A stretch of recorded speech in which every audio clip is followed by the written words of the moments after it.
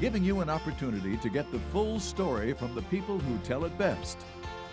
This is Mediacom News Leaders.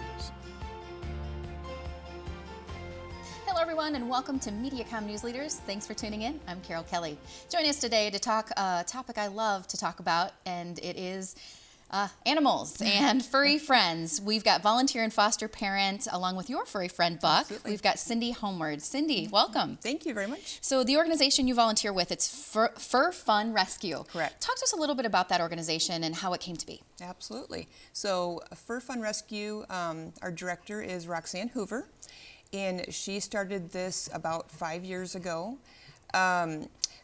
She brings in about 300 dogs every year. She pulls the dogs from shelters, dogs who are at high risk, so elderly dogs, dogs who have medical conditions that are just too costly for an individual to care for on their own. And then she puts them in a home environment. So dogs can be monitored by foster families for training and behavior needs. Their medical needs can be taken care of. But since the start of Fur Fun Rescue, we've had about 1,500 dogs put in their forever homes. That's great. Tell us about the mission. So the mission is from foster to forever.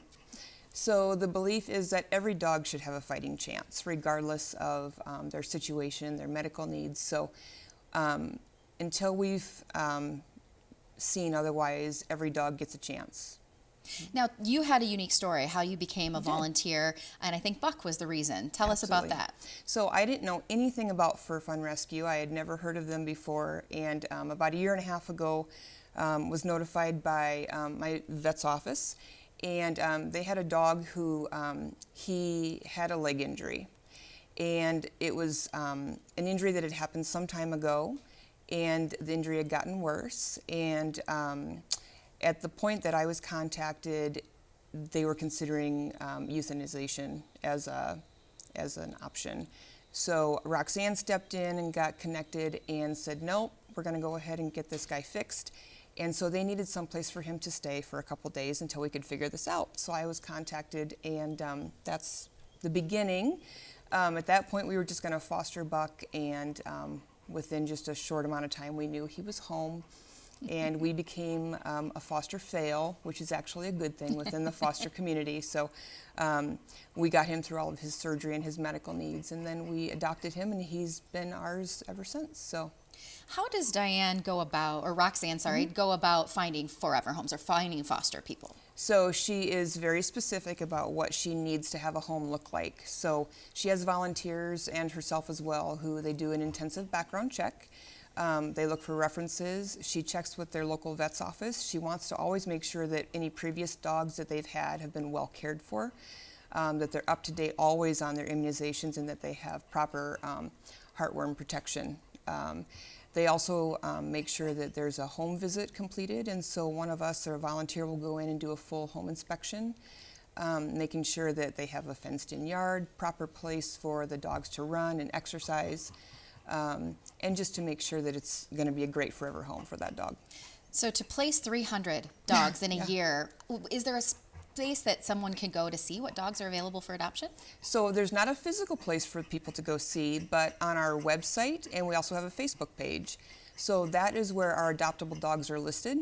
Currently, there's usually anywhere between 50 and 60 dogs that are in a foster home environment at any given time.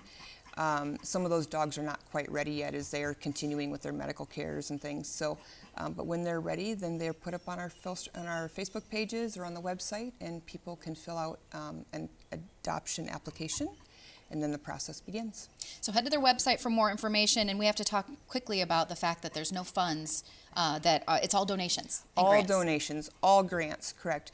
So we don't have a staff to pay, and we don't have a place to pay for, and so all of our money goes directly to the medical care for the dogs. If someone wanted to help donate, volunteer, foster, or get a forever friend, what would they do? Absolutely. So just again, contact Roxanne via the phone number listed or on the website, and she will direct you in the right way. It's Fur Fun Rescue in Lisbon. It's a pleasure. Thank you, Cyndie, for joining us. Thank you for having me. This has been Mediacom News Leaders, your opportunity to get the full story from the most reliable sources exclusively on Mediacom News Leaders.